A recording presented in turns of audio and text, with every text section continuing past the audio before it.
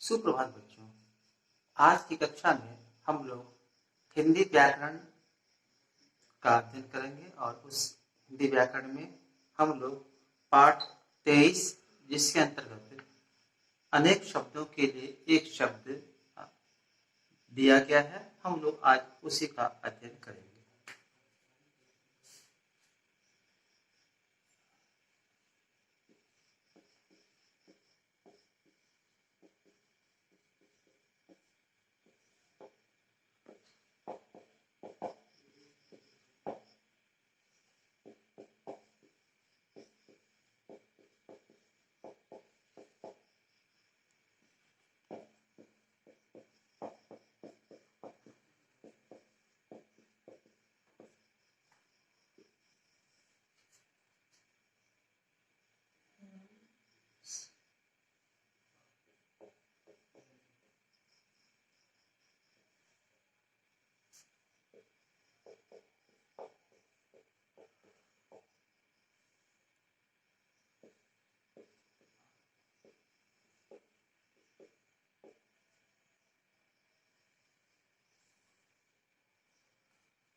तो बच्चों, आज जैसा कि हमने शुरू में ही इस बात की चर्चा की थी कि हम लोग आज हिंदी व्याकरण पढ़ेंगे और इसके अंतर्गत हम लोग पिछली कक्षा में भी हम लोगों ने शब्द भंडार के अंतर्गत ही पढ़ा था और ये जो पाठ 23 है, अनेक शब्दों के लिए एक शब्द, यह भी शब्द भंडार के अंतर्गत ही आता है। तो हम लोग आज इसी का अध्ययन करेंगे, अनेक शब्दों के लिए एक शब्द, जबकि हमने आपको पहले भी इस बात का चर्चा निश्चित रूप से किया था कि हम लोग इन पाठों का अध्ययन अर्धवार्षिक परीक्षा को ध्यान में रखते हुए हम लोग कर रहे हैं, क्योंकि जो सिलेबस जो दिया गया है, पाठ्यक्रम जो दिया गया है, उसमें प्रथम अर्धखंड जो है हमको इन शब्द भंडारों का जो अध्ययन है, अध्याय है, उनमें से हम लोगों को पढ़ना है। तो इसलिए हम लोगों को इस क्रम को आगे बढ़ाना है। सबसे पहले तो इसकी चर्चा कर लें, पाठ की चर्चा कर लें। अनेक शब्दों के लिए एक शब्द। अनेक शब्दों के लिए एक शब्द व्याकरण के अनुसार कुछ ऐसे भी शब्द समूह होते हैं जो एक समूह में होता तो जरूर है, एक निश्चित क्रम में भी होता है, लेकिन वो एक वाक्य नहीं कहलाता है, बल्कि वो वाक्य का एक अंश कहलाता है। इसीलिए अनेक शब्दों के लिए एक शब्द को दूसरे अर्थों में वाक्यांशों के लिए एक शब्द भी कहा जाता है या वाक्यांशों के लिए शब्द भी कहा जाता है। तो हम लोग निश्चित रूप से यदि इसकी थोड़ी सी गहराई में हम जाने का प्रयास यदि करें तो हम पाते हैं कि बिल्कुल स्पष्ट दिया हुआ है कि अनेक शब्दों के लिए एक शब्द। इसका मतलब है कि जो दिया जाएगा वह एक समूह होगा शब्दों का, जो पूर्णतः वाक्य नहीं है, लेकिन वो शब्द समूह है, व्याकरण के अनुसार मान्य है, क्योंकि वो एक निश्चित क्रम में भी है और उसका एक अर्थ जो है वह भी बन पाता है ना। तो इसलिए है ना, इसका अध्ययन जो है हम लोगों को करना जरूरी होता है, क्योंकि बहुत सारे ऐसे वाक्य होते हैं जिनमें एक शब्द का प्रयोग किया जाता है और हमें यह समझना होता है कि उन शब्दों का प्रयोग किन शब्दों के लिए या किन शब्द समूहों के लिए किया जाता है। तो सबसे पहले हम लोग पारिभाषिक तौर पर चर्चा यदि करें तो परिभाषा कुछ इस प्रकार से बन सकता है।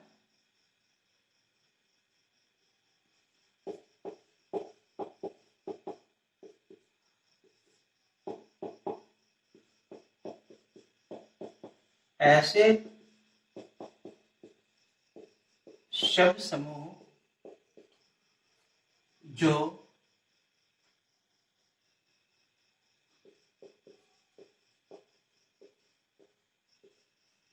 निश्चित क्रम में होने के साथ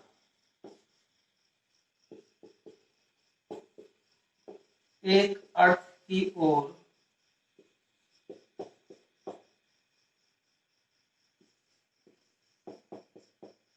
इशारा करता है, परंतु पूर्ण वाक्य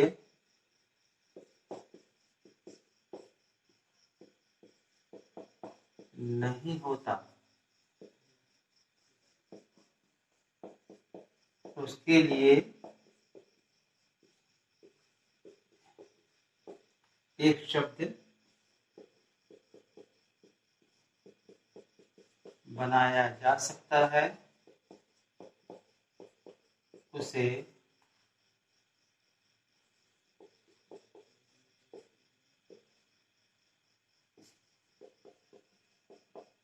अनेक शब्दों के लिए एक शब्द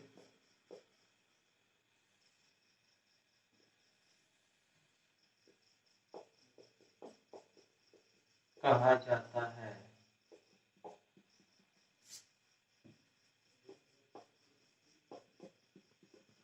जैसे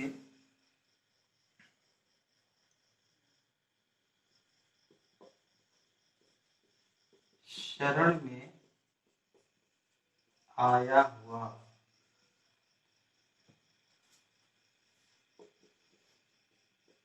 शरणागत,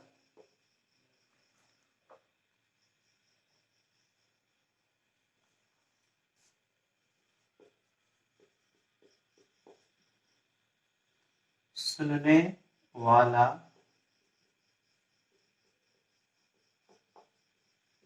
श्रोता इत्यादि। पारिभाषिक तौर पर हम कह सकते हैं ऐसे शब्द समूह जो निश्चित क्रम में होने के साथ एक अर्थ की ओर इशारा करता है, परंतु पूर्ण वाक्य नहीं होता। उसके लिए एक शब्द बनाया जा सकता है, उसे अनेक शब्दों के लिए एक शब्द कहा जाता है। उदाहरण के लिए शरण में आया हुआ, ये 4 शब्दों का एक समूह है। शरण में आया हुआ, इन समूहों के लिए एक शब्द का निर्माण किया गया है और वह है शरणागत। शरणागत, शरण जोड़ आगत, शरण है ना, शरण जोड़ आगत, शरण मतलब उनके अधीन, और आगत यानी कि आना, अधीन में आना, है ना, उसे ही शरणागत कहते हैं। सुनने वाला 2 शब्दों का समूह है, लेकिन इसके लिए एक शब्द बनाया गया है, वह है श्रोता। श्रोता का अर्थ होता है सुनने वाला। हम यूं कह सकते हैं कि जो शब्द बनता है, एक शब्द जो बनता है, उन शब्दों का अर्थ के रूप में भी इसका प्रयोग किया जाता है। तो ये है इसकी परिभाषा। और अब हम लोग कुछ शब्दों को लिखेंगे और आप लोग भी इसको जो है सो अपने अभ्यास पुस्तिका में निश्चित रूप से लिखें।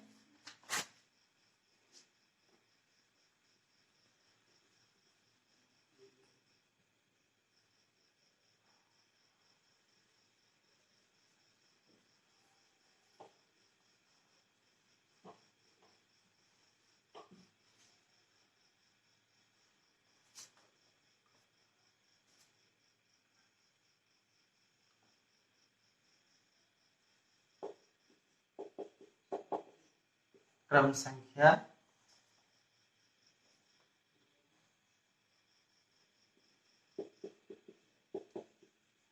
शब्द समूह और एक शब्द।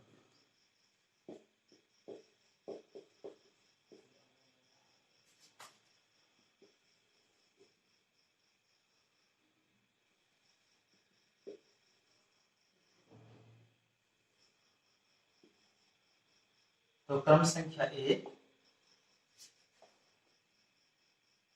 जिसे कभी बुढ़ापा न आए।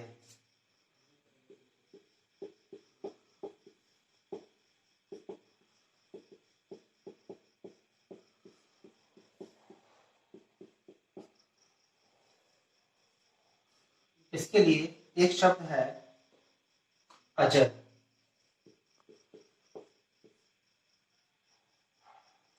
संख्या 2,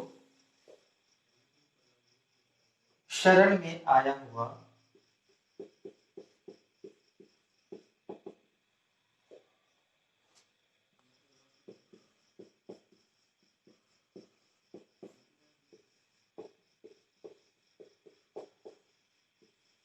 शरणागत। संख्या 3,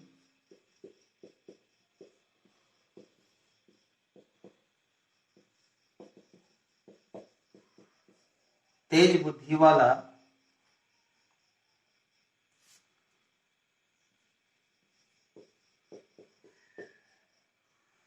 कुशाग्र बुद्धि।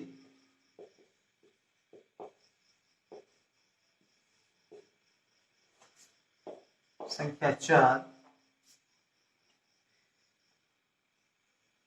जो 2 भाषाएं जानता हो।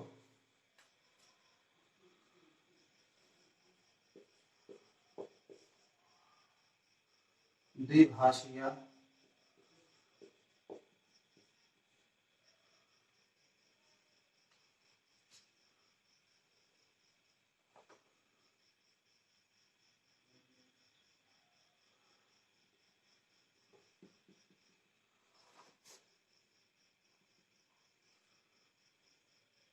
द्विभाषिया। और संख्या 5, जो कड़वा बोले।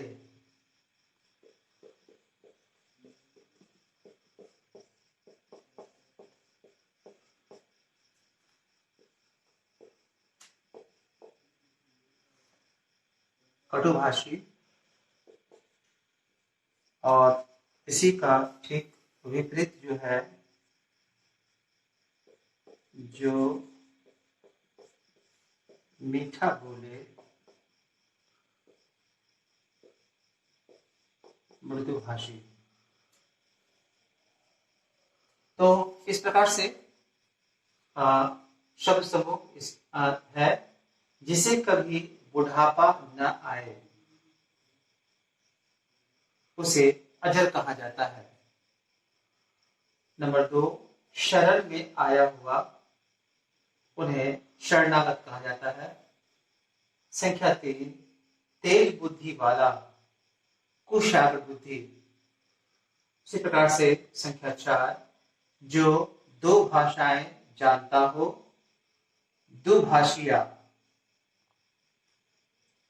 जो कड़वा बोले, कटुभाषी। और जो मीठा बोले, मृदुभाषी। तो इस प्रकार से 6 शब्दों को हम लोगों ने देखा। अब इसके आगे हम लोग देखेंगे। आप प्रयास करें, मेरे साथ ही लिखें, क्योंकि ऐसी स्थिति में हमें मिटाने की भी आवश्यकता पड़ती है।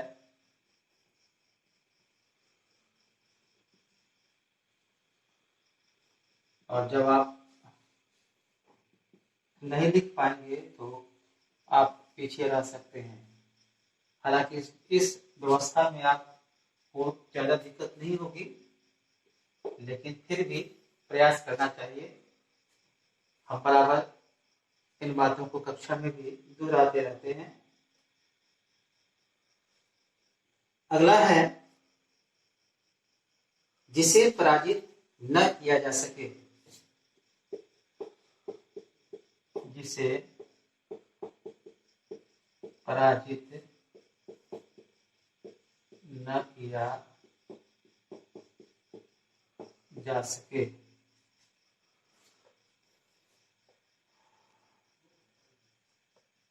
अपराजित।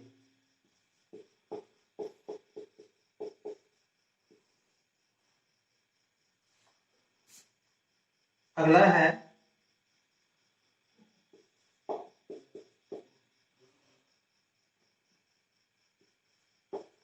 जो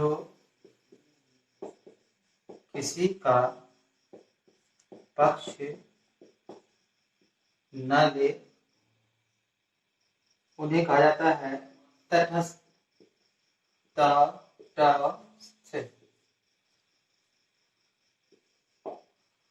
संख्या 9, जिसकी उपमा न हो।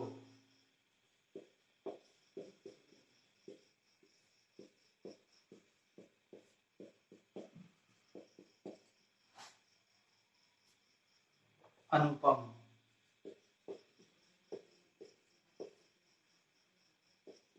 संख्या 10,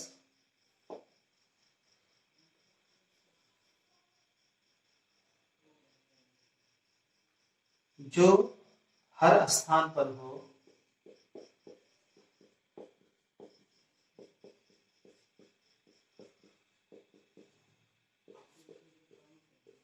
सर्व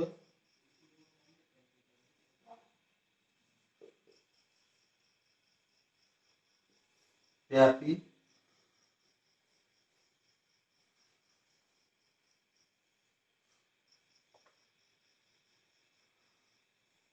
अगला है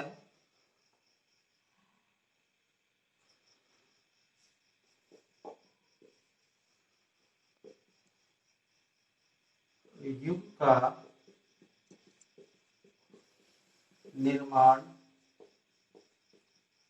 करने वाला युग निर्माता।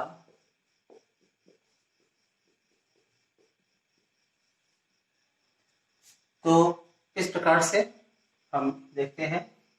अगला जो है वह जिसे पराजित न किया जा सके, अपराजय, जो किसी का पक्ष न ले, तटस्थ, जिसकी उपमा न हो, अनुपम। अगला है जो हर स्थान पर हो, सर्वव्यापी या सर्वव्यापक भी कहा जाता है। अगला है युग का निर्माण करने वाला, युग निर्माता। और हम जानते हैं कि गांधी जी को भी युग निर्माता कहा जाता है, क्योंकि उन्होंने हमारे देश को आजादी दिलवाया था। अगला हम लोग देखेंगे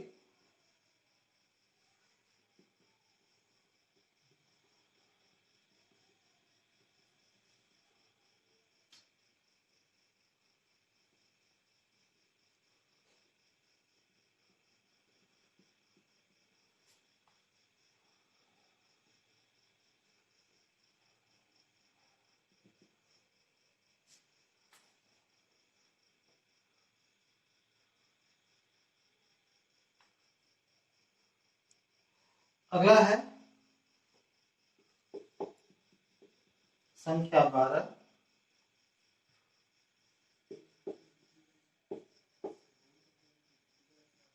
अच्छे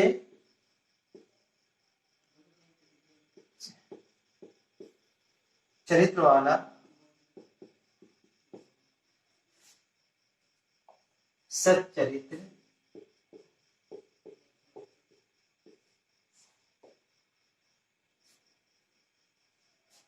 इसी प्रकार से अगला जो समूह है वह है जीने की प्रबल इच्छा। कहा जाता है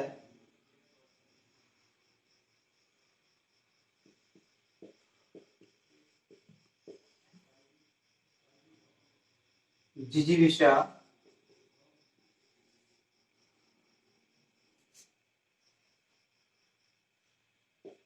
संख्या 14, इतिहास से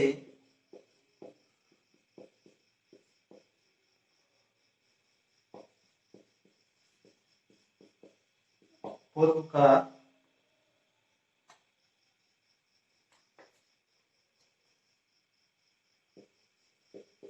प्रागैतिहासिक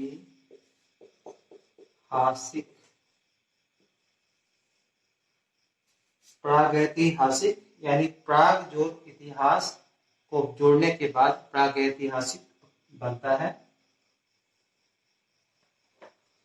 इसी प्रकार से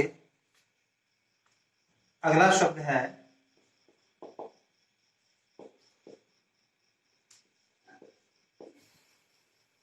आदि से अंत तक।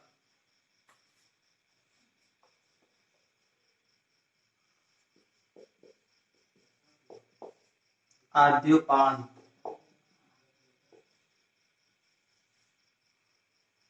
ये हलंत है, हल का चिन्ह है ये। आदि से अंत तक आद्योपांत। तो अगला हम देख रहे हैं जो हमेशा रहे,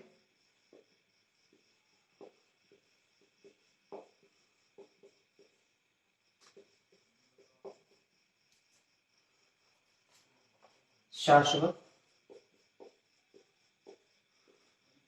तो इस प्रकार से जो दिया गया शब्द है वो है अच्छे चरित्र वाला, सच्चरित्र। अगला है 13 जीने की प्रबल इच्छा, जिजीविषा। 14 है इतिहास से पूर्व का यानी पहले का, प्रागैतिहासिक। 15 आदि से अंत तक, आद्योपांत। 16 है जो हमेशा रहे यानी सदा रहे, शाश्वत। इसी प्रकार से कुछ आगे भी हम लोग देखें।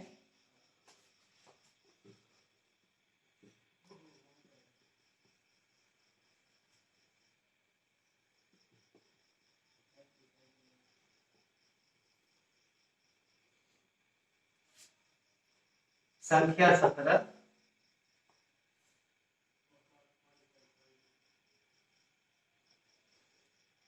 जिसे सब मान ले,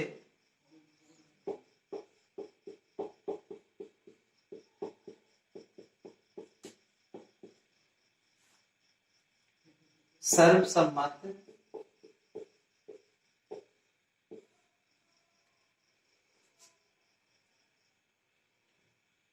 कम खाने वाला,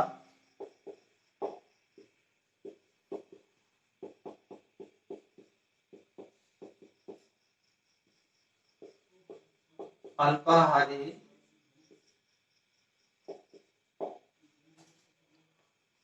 बीते दिनों की याद,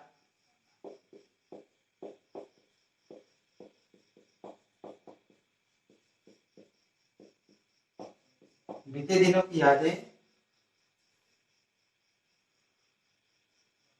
संस्मरण।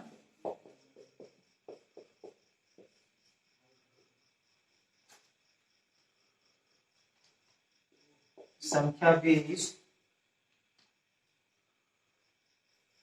दूसरों के सहारे,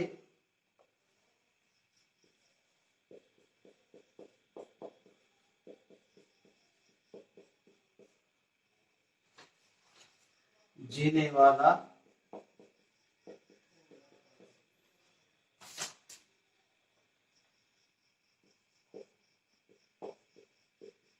परोपजीवी, इसे परजीवी भी कहा जाता है।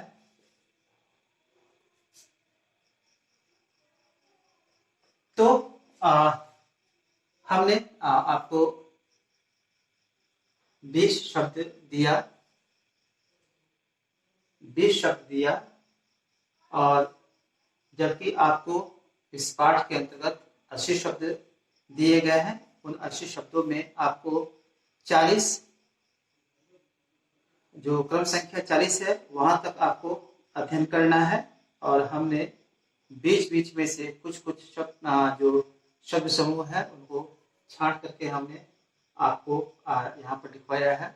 और आपके पास यदि पुस्तक है तो निश्चित रूप से आप शुरू से ही देखेंगे, ध्यान में रखेंगे, है ना, और इस पर आप आगे काम करेंगे।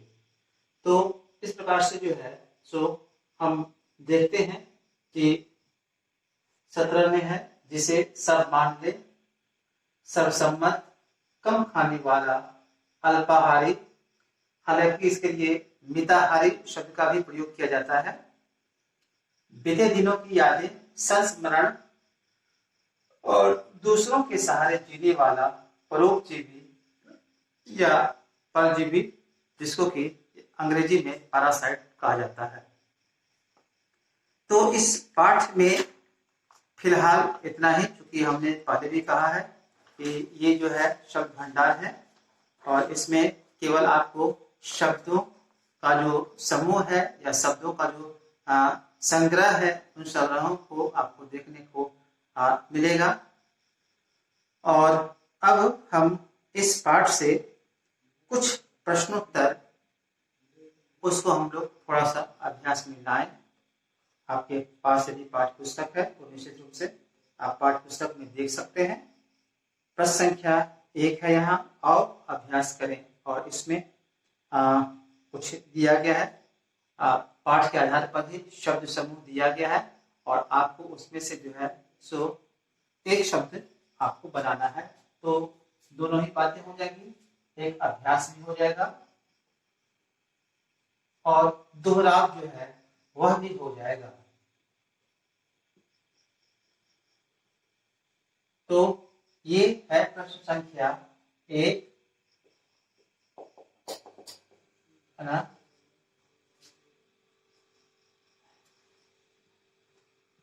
प्रश्न संख्या 1 है, अनेक शब्दों के लिए एक शब्द दे। ये प्रश्न है, एक शब्द दे या एक शब्द लिखे, ये प्रश्न आपको दिया गया है। और इन्हीं प्रश्नों में हम देखेंगे कौन कौन सा प्रश्न दिया गया है। तो यहाँ प्रश्न संख्या 1, इसमें कुल 10 प्रश्न दिए गए हैं, 10 शब्द समूह दिए गए हैं। पहला है जो पढ़ा जा सके।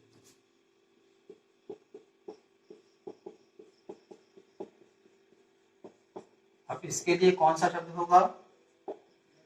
नंबर 2 है सब राष्ट्रों से संबंधित।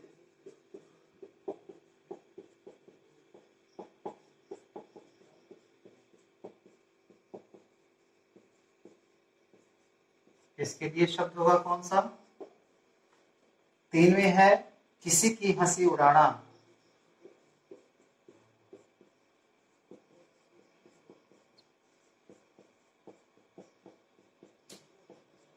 इसके लिए शब्द 4 है जो बातें कही नहीं गई।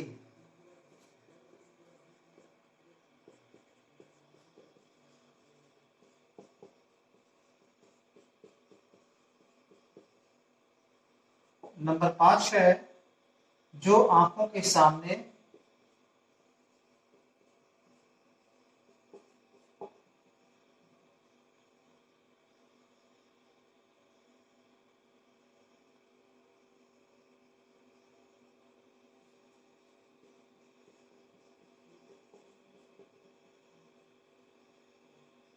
के सामने हो।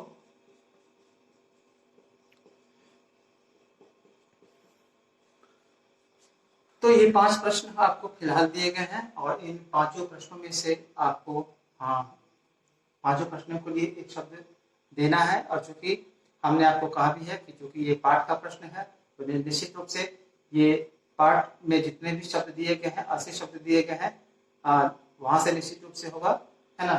तो आप पुस्तक को भी थोड़ा सा ध्यान रखेंगे। जो पढ़ा जा सके, अब है ना, उसके लिए एक शब्द है पठनीय। ये इसका उत्तर हुआ। दूसरा है सब राष्ट्रों से संबंधित, तो ये होता है अंतरराष्ट्रीय।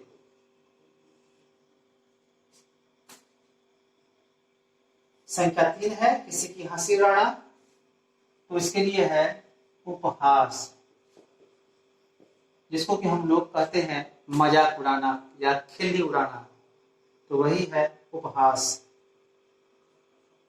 संख्या 4 है जो बातें कही नहीं गई, तो वह है अकथनीय। ये कथन शब्द से बना हुआ है और आप जानते हैं कि इसमें और जो है वह उपसर्ग के रूप में है, जो नकारात्मक बोध देता है। कथन यानी कहना, उसी से कथनीय बना हुआ है, कहा कही गई बातें। तो जो बातें कही नहीं गई है उसे ही अकथनीय कहा जाता है। और जो आंखों के सामने हो उसे कहा जाता है प्रत्यक्ष। तो हम लोग कहते भी हैं, हम लोग कहते भी हैं कि प्रत्यक्ष के लिए प्रमाण की क्या आवश्यकता, प्रत्यक्ष के लिए प्रमाण क्या, कहते भी हैं। तो इसका अर्थ यही होता है कि जो आंखों के सामने है तो उसके लिए प्रमाण यानी कि सबूत की जरूरत नहीं होती है। इसी प्रकार से अगला भी कुछ है।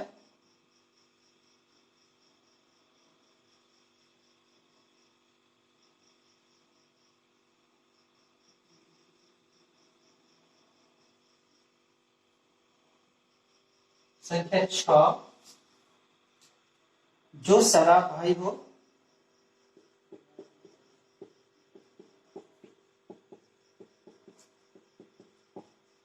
इसके लिए शब्द अगला है युग बदलने वाला।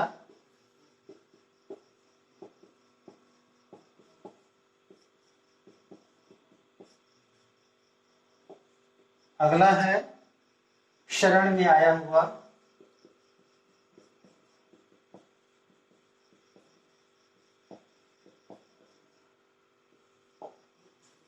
अगला है जिसकी उपमा न हो।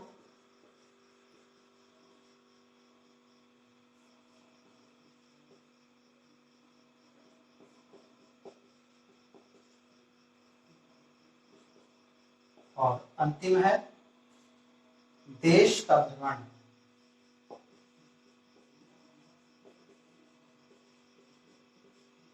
तो इतने समय में आप बिल्कुल तैयार हो गए होंगे। अब हम इसका उत्तर लिखने जा रहे हैं।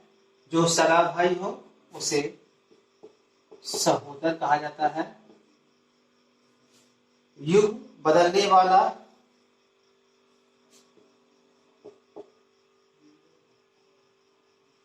उसे कहा जाता है युग प्रवर्तक। शरण में आया हुआ उसके लिए है शरणागत। जिसकी उपमा न हो अनुपम। और अंतिम है देश का भ्रमण देशाटन।